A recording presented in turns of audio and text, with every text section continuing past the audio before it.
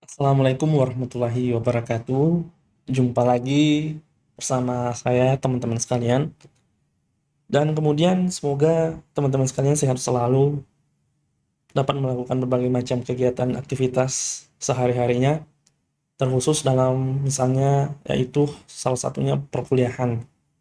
Baik, pada kesempatan ini kita akan mempelajari terkait Komite Farmasi dan Terapi yang berada di rumah sakit, serta kita akan mempelajari atau membahas sekitar materi formularium rumah sakit.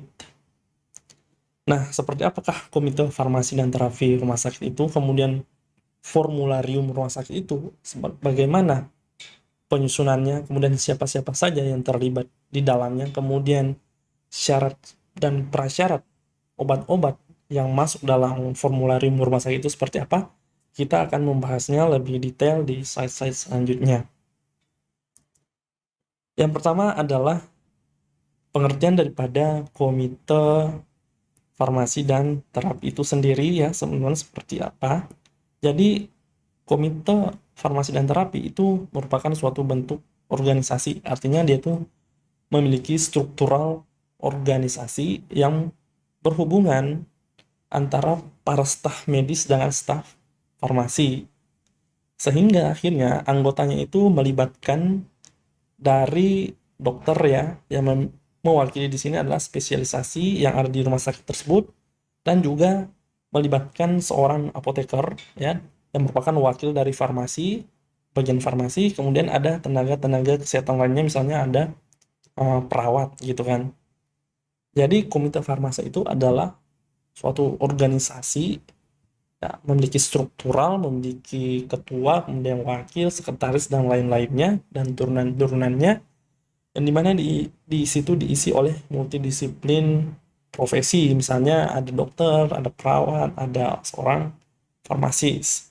Nah, struktural ini atau organisasi ini dibentuk untuk mencapai visi misi atau tujuan yang dicanangkan oleh suatu rumah sakit, sehingga dapat menjaga kualitas dan mutu dari pelayanan yang diberikan.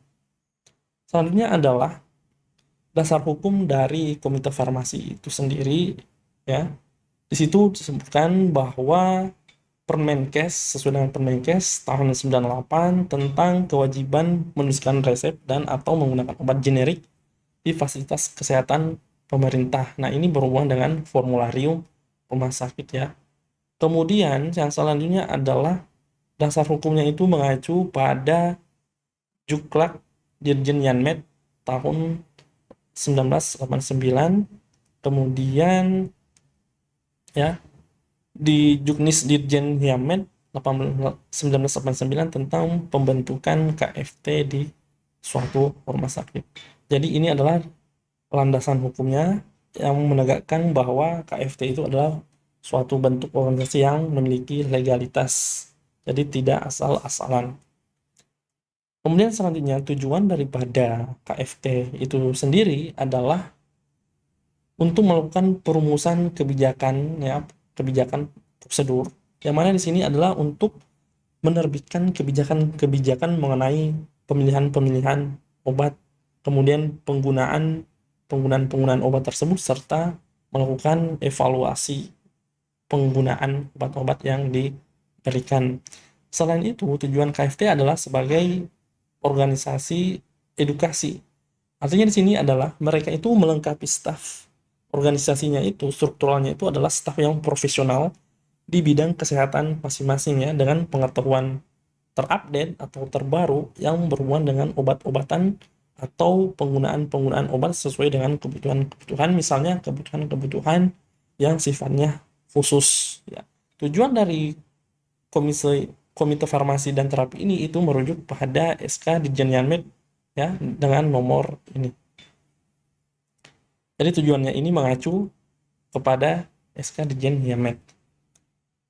Selanjutnya adalah fungsi dan ruang lingkup daripada KFT itu. Yang pertama adalah mengembangkan formularium rumah sakit dan melakukan revisi di dalamnya. Misalnya adalah pemilihan obat. Untuk dimasukkan dalam formularium itu harus didasarkan pada evaluasi secara subjektif terhadap efek terapi. Kemudian juga melihat dari sisi keamanan serta harga, dan juga harus meminimalkan duplikasi dalam tipe obat atau polifarmasi ya dalam hal ini, serta kelompok dan produk-produk yang sama. Itu ya yang pertama. Kemudian yang kedua adalah dia itu harus melakukan evaluasi produk obat. Dalam hal ini adalah dia itu menyetujui atau menolak produk obat baru atau dosis obat yang diusulkan oleh anggota-anggota staf medis dalam penyusunan formularium rumah sakit. Jadi dia itu berhak menolak atau mereject ya usulan-usulan obat yang disampaikan. Kemudian yang ketiga adalah dia itu menetapkan pengelolaan obat yang digunakan di rumah sakit. Di sini termasuk misalnya adalah kategori-kategori khusus. Dia itu menetapkan misalnya pengelolaan kategori khusus, kapan dipakai, untuk pasien siapa, dan dalam kondisi seperti apa. Selanjutnya adalah membantu instansi farmasi dalam pengembangan. Ya. Pengembangan di sini adalah tinjauan terhadap kebijakan-kebijakan dan peraturan-peraturan mengenai penggunaan obat di rumah sakit sesuai dengan peraturan yang berlaku, baik itu sifatnya lokal maupun peraturan yang sifatnya nasional serta internasional. Selanjutnya adalah melakukan tinjauan terhadap penggunaan obat di rumah sakit. Di sini KFT ini akan mengkaji medical record atau rekam medik, kemudian dibandingkan dengan standar diagnos dan terapi. Tinjauan ini dimaksudkan adalah untuk meningkatkan secara terus-menerus penggunaan obat yang secara rasional. Jadi penggunaan obat-obat yang irasional itu dapat diminimalisir. Kemudian fungsi dan role selanjutnya adalah mengumpulkan dan meninjau laporan adanya efek samping obat yang digunakan.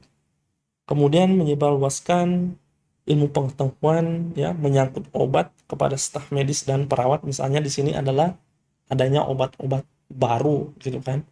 Yang mana ini perlu edukasi atau perlu pendalaman ilmu yang harus diberikan kepada staf-staf medis dan perawat sehingga dapat digunakan secara baik dan kemudian menghasilkan efek terapeutik yang optimal. Ini adalah kewajiban daripada KFT itu sendiri, yaitu wajib ya memberikan rekomendasi pada pimpinan rumah sakit atau direktur rumah sakit itu sendiri dalam mencapai budaya pengelolaan dan penggunaan obat secara rasional atau tidak irasional. Kemudian melakukan kontrol ya, atau mengkoordinir pembuatan pedoman diagnosis dan terapi, kemudian mengkoordinir dalam pembuatan formularium rumah sakit, serta mengkoordinir dalam pembuatan pedoman penggunaan antibiotik dan obat-obat lainnya. Jadi mereka di sini adalah sebagai kontrol.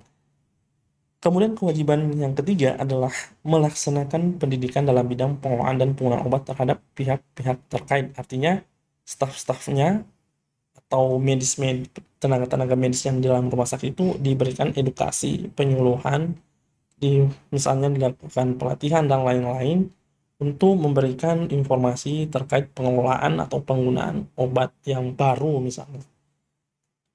Kemudian yang selanjutnya adalah melaksanakan pengkajian, pengelolaan, dan penggunaan obat yang memberikan feedback atas hasil pengkajian tersebut. Misalnya, dia itu akan meninjau ulang apakah penggunaan atau formularium rumah sakit yang telah disusun, misalnya di periode ini, itu bagus, sehingga melihat tinjauan kajian yang telah dilakukan. Jika itu bagus, maka dilanjutkan atau ditingkatkan. Jika kurang bagus, mungkin bisa memilih alternatif dalam pengajuan formularium yang selanjutnya. Kemudian ini adalah tugas khusus daripada Komite Farmasi dan Terapi, yaitu menentukan automatic stop order ya, atau ini misalnya adalah obat-obat yang berbahaya, misalnya narkotika, golongan narkotika atau golongan dengan psikotropika, kemudian ada obat-obat sedatif atau hipnotik atau obat-obat antikoagulan. Kemudian membuat daftar obat emergensi. Selanjutnya adalah membuat program MESO ya, pelaporan monitoring efek samping obat. Yang terakhir adalah bertugas melaksanakan sebagai pengkajian penggunaan obat atau dokumentasi penggunaan obat, dilakukan kajian apakah sudah sesuai atau tidak ya, atau dan seterusnya. Selanjutnya adalah dalam komite farmasi dan terapi itu kan ada berbagai macam profesi, misalnya ada dokter, ada farmasis ya, ada perawat. Nah, khusus untuk apoteker atau dalam farmasis ini, dia itu memiliki peran yang sangat strategis dan sangat penting. Karena kenapa? Karena semua kebijakan dan peraturan dalam mengelola dan menggunakan obat di seluruh unit-unit dalam rumah sakit itu ditentukan di dalam KFT ini. Nah, inilah perannya apoteker ya, yang menguasai terkait obat-obatan. Oke. Misalnya ya, agar kemudian dapat mengemban tugasnya secara baik dan benar, maka para apoteker itu harus secara mendasar dan mendalam ya, dibekali ilmu-ilmu farmakologi ya ini. Makanya dalam dunia farmasi itu farmakologi itu selalu ada ya, teman-teman. Kemudian dibekali juga dengan farmakologi klinik, farmakoepidemiologi, kemudian farmakoekonomi, atau ini membahas terkait cost effectiveness ya, terkait farmakoekonomi ini. Di samping itu ilmu-ilmu lain yang sangat dibutuhkan untuk memperlancar hubungan profesionalnya dengan petugas kesehatan lain di rumah sakit itu sendiri ya. Nah, tugas seorang apoteker atau farmasis di dalam KFT itu, dia itu menjadi seorang anggota panitia baik pada posisi wakil ketua atau sekretaris ya. Jadi pada umumnya itu wakil ketua sih sebenarnya. Kemudian dia itu selalu menetapkan atau merencanakan jadwal-jadwal meeting ya. Jadwal-jadwal meeting dengan semua anggota KFT. Selain itu, dia itu mengajukan acara yang akan dibahas. Jadi topik apa, tema apa yang akan dibahas dalam pertemuan tersebut, itu adalah tugasnya si farmasis dalam konteks dalam organisasi KFT. Selanjutnya adalah menyiapkan dan memberikan semua informasi yang dibutuhkan untuk pembahasan dalam pertemuan yang akan diselenggarakan, misalnya informasi penggunaan obat, suatu obat baru gitu. Gimana hasilnya, efeknya bagaimana, apakah bagus atau enggak, apakah menunjukkan hasil yang signifikan atau tidak, maka perlu dilakukan pengkajian dengan melihat informasi-informasi atau melihat evaluasi-evaluasi yang sebelumnya dilakukan. Selanjutnya adalah mencatat hasil keputusan dalam pertemuan, kemudian akan menyampaikan ke direktur atau pimpinan rumah sakit tersebut. Selanjutnya adalah menyebarluaskan keputusan yang sudah disetujui oleh direktur kepada seluruh pihak yang terkait. Misalnya penggunaan obat baru ya, yang kemudian itu obat itu adalah masuk dalam obat yang diawasi karena masih baru. Setelah adanya evaluasi kemudian disetujui oleh pimpinan, maka disebarluaskan info terkait penggunaan obat baru tersebut, itu bisa digunakan secara masif. Selanjutnya adalah melaksanakan keputusan-keputusan yang sudah disepakati. Jadi semua kesepakatan yang disepakati dalam meeting atau pertemuan yang diselenggarakan itu harus dilaksanakan, tidak boleh diabaikan. Selanjutnya adalah meninjau pembuatan pedoman diagnosis dan terapi, pedoman penggunaan antibiotik atau obat-obat yang dalam kelas terapi lain ya, misalnya sitostatika, obat-obat kanker, dan misalnya hipnotik, sedatif, dan lain-lainnya. Selanjutnya adalah membuat formularium rumah sakit berdasarkan hasil kesepakatan KFT, melaksanakan pendidikan dan pelatihan. Ini pelatihan perlu ya teman-teman. Selanjutnya adalah melaksanakan pengkajian dan penggunaan obat. Misalnya di sini adalah terkait efek samping. Kemudian melaksanakan umpan balik hasil pengkajian pengelolaan dan penggunaan obat pada pihak-pihak terkait. Ini ya. Ini adalah susunan daripada struktur organisasi KFT itu sendiri. Bisa dilihat di sini, yang pertama adalah KFT itu sekurang-kurangnya terdiri dari tiga orang dokter, kemudian terdiri apoteker, dan terdiri perawat ya. Namun untuk rumah sakit yang lebih besar itu tenaga dokternya itu bisa lebih dari 3 orang. Kemudian di sini yang kedua adalah ketuanya itu dipilih dari dokter yang ada di dalam kepanitiaan tersebut yang sudah bergabung dan resmi di KFT itu sendiri. Akan tetapi, jika rumah sakit tersebut mempunyai ahli atau memiliki seorang farmakologi klinik, maka yang diangkat sebagai ketua itu adalah seorang farmakologi tersebut. Ya. Nah, sekretarisnya adalah seorang apoteker dari instalasi farmasi rumah sakit ya, atau bisa juga apoteker yang ditunjuk. Kemudian selanjutnya adalah di sini teman-teman bisa melihat bahwa organisasi KFT itu melakukan rapat secara teratur minimal 2 bulan sekali. Tapi untuk rumah sakit yang lebih besar itu bisa diadakan rapat sebulan sekali. Ya. Rapat daripada KFT ini itu dapat mengundang pakar-pakar dari dalam maupun dari luar rumah sakit tersebut ya, untuk membahas apa yang akan dikaji dalam pertemuan atau meeting tersebut. Selanjutnya adalah segala sesuatu yang berhubungan dengan rapat KFT itu diatur oleh sekretaris, dalam hal ini adalah seorang apoteker. Ya, paham ya teman-teman?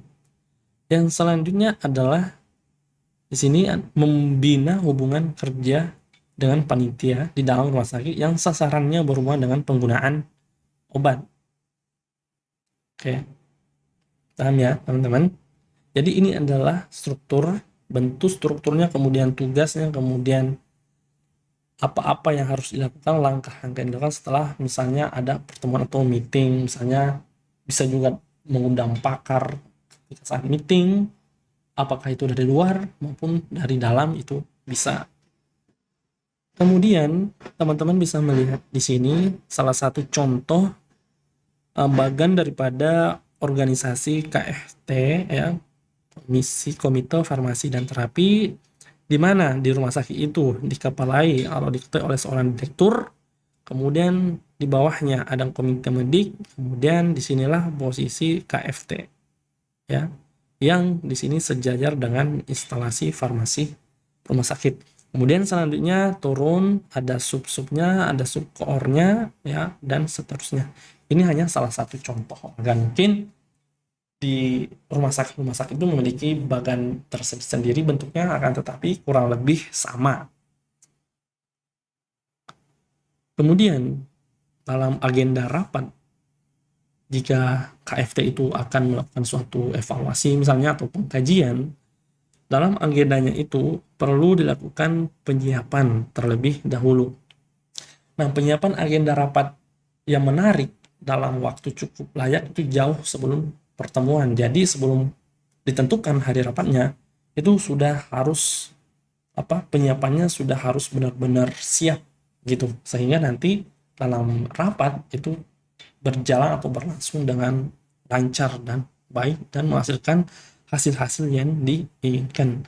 Kemudian yang kedua, agenda rapat itu dibuat oleh sekretaris kepada anggota dengan membawa usulan yang akan dibicarakan. Jadi staf-staf yang dalam KFT itu menyampaikan usulan-usulan apa aja gitu, menyampaikannya kepada sekretaris, kemudian sekretarislah yang akan mencatat yang mana aja yang akan dibahas dalam pertemuan nantinya. Kemudian terkait agenda ya, agenda dalam rapat di sini adalah terdapat seorang notulen ya, notulen di mana si notulen ini itu akan melakukan tugasnya ya, di mana adalah misalnya notulen mencatat kajian bagian tertentu dari formularium ya untuk pemutakhir dan penghapusan produk misalnya. Kemudian dia itu bertugas untuk mencatat obat baru yang diusulkan untuk masuk dalam formularium. Selain itu, melakukan pengkajian protokol obat investigasi, melakukan pengkajian reaksi obat merugikan yang dilaporkan di rumah sakit sejak pertemuan terakhir, kemudian menyampaikan atau melakukan pengkajian temuan dan efek samping obat, ya, dan tindakan perbaikannya seperti apa, kemudian terkait safety atau keamanan obat di rumah sakit. Selain itu, yang terakhir adalah misalnya kebijakan baru yang perlu disediakan dan lain-lain. Itu ya. Ada notulen. Nah, kewenangan daripada KFT itu sendiri yang melaksanakan sistem formularium rumah sakit yang telah disusun secara bersama. Kemudian merumuskan dan mengendalikan pelaksanaan semua kebijakan, ketetapan, kemudian prosedur, kemudian aturan yang berkaitan dengan obat. Kemudian mengadakan, mengembangkan, menetapkan, dan merevisi serta mengubah formularium dan menyetujui perubahan kebijakan penggunaan obat dan pelayanan instalasi farmasi rumah sakit. Jadi KFT itu memiliki kewenangan ya. Kalau kita melihat di sini adalah khusus untuk formularium rumah sakit, banyak ya kewenangannya pada formularium itu. Nah, inilah peranan khusus daripada KFT itu. Yang pertama adalah misalnya penghentian secara otomatis obat yang berbahaya. Jadi muncul bukti, muncul fakta bahwa obat yang diberikan dalam pelayanan rumah sakit tersebut itu berbahaya. Misalnya kemarin obat yang biasa digunakan untuk sariawan itu kan kemarin udah menimbulkan efek yang berbahaya gitu kan, makanya ditarik dari pasaran.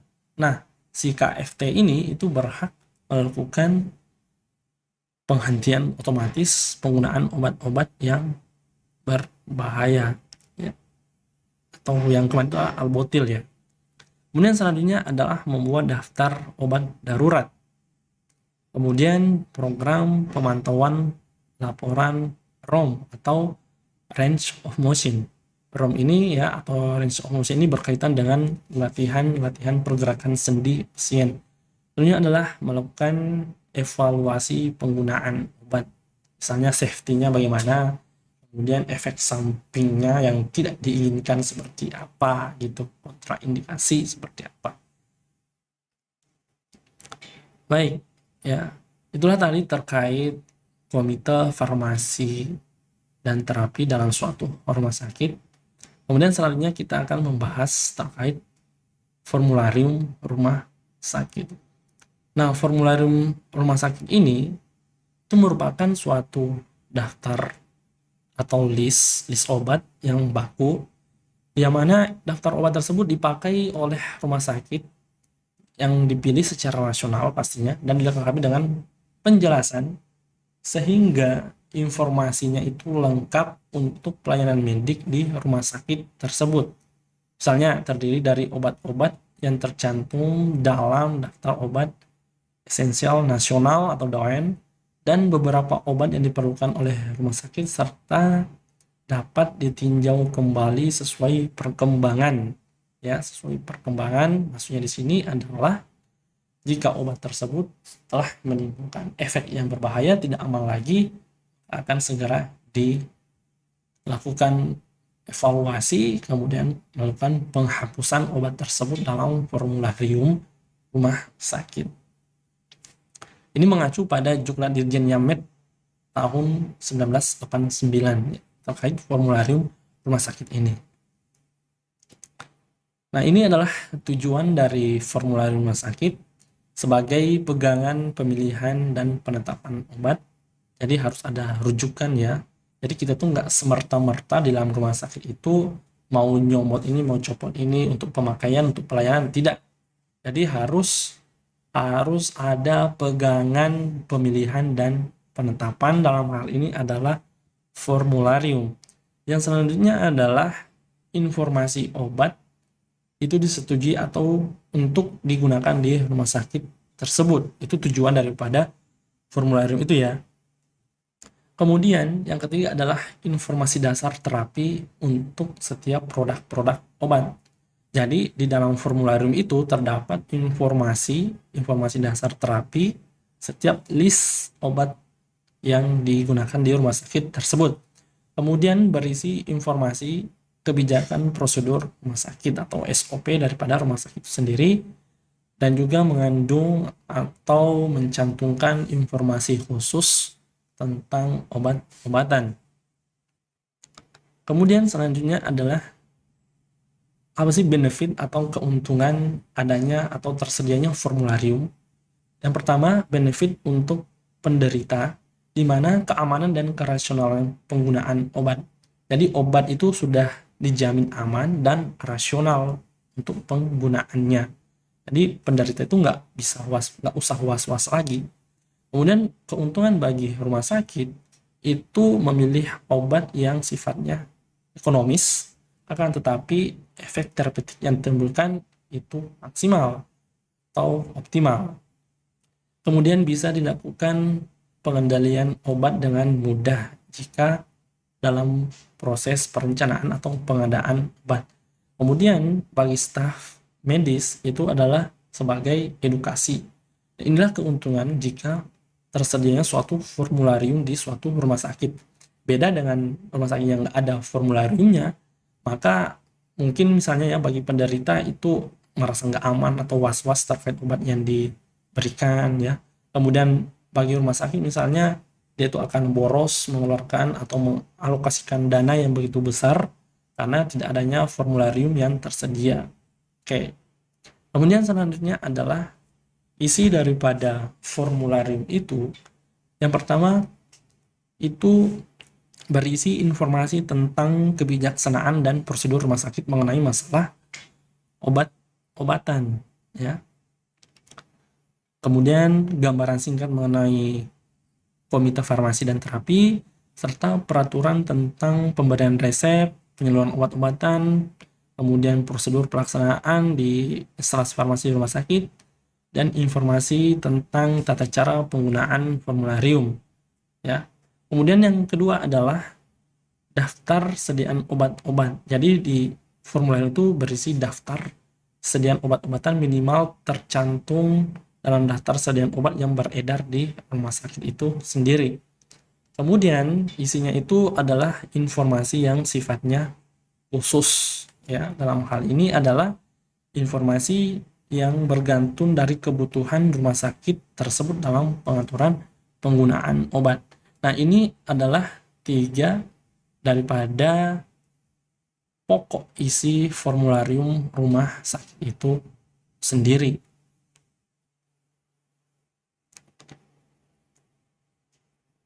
Kemudian selanjutnya adalah kriteria penerimaan dan penghapusan obat di formularium. Jadi di formularium itu ada obat yang diterima oleh usulan komite, kemudian ada obat yang ditolak.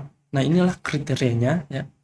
Misalnya obat itu adalah dilihat dari segi faktor institusi atau berdasarkan pola penyakit dan populasi penderita penyakit tertentu di rumah sakit atau di wilayah tersebut. Ya, misalnya kita mau mengadakan obat A, tapi ternyata pasien-pasien yang sakit ya yang sering teregistrasi di rumah sakit itu tidak membutuhkan obat A, ya kan? Makanya obat itu akan ditolak atau tidak akan dimasukkan ke dalam formularium.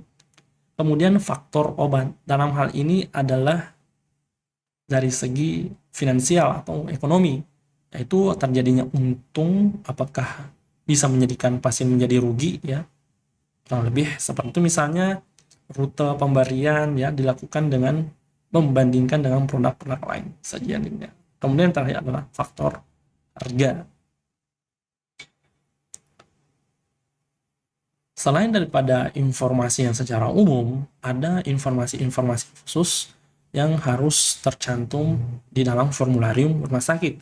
Yang pertama, bisa dilihat di sini adalah daftar singkatan yang disetujui rumah sakit. Jadi singkatan-singkatan itu tidak semerta-merta dituliskan di dalam formularium, akan tetapi itu harus ada persetujuan oleh rumah sakit itu sendiri. Kemudian informasi khusus yang selanjutnya adalah aturan menghitung dosis anak-anak. Kemudian daftar produk yang bebas gula ya. Kemudian daftar isi kotak emergensi emergency ya di sini maksudnya. Kemudian informasinya itu adalah informasi khusus selanjutnya, petunjuk dosis untuk pasien gagal fungsi ginjal. Kemudian adanya tabel interaksi obat. Kemudian ada daftar antidot untuk orang-orang yang mengalami keracunan.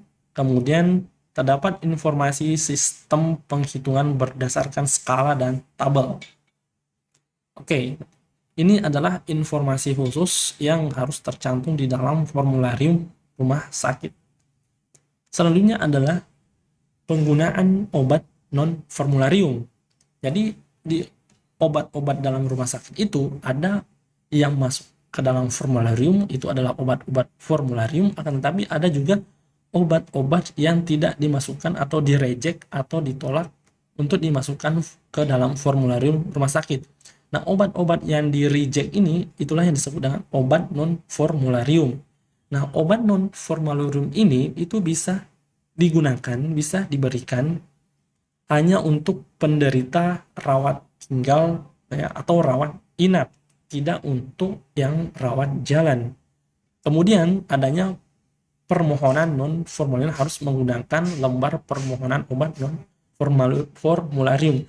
Jadi, staf medis yang mau menggunakan obat non-formularium itu harus mengisi lembar permohonan penggunaan obat. Jadi tidak asal menggunakan, harus mengisi lembar permohonan penggunaan obat non-formularium agar bisa dikoreksi nanti atau dilakukan penelusuran jika terjadi hal-hal yang tidak diinginkan. Baik, itulah teman-teman sekalian terkait komite farmasi dan terapi di suatu rumah sakit serta formularium rumah sakit. Semoga materi ini bisa menambah wawasan dan ilmu teman-teman sekalian semua, terkhusus pada saya sendiri yang masih fakir ilmu. Kurang dan lebihnya mohon dimaafkan. Assalamualaikum warahmatullahi wabarakatuh.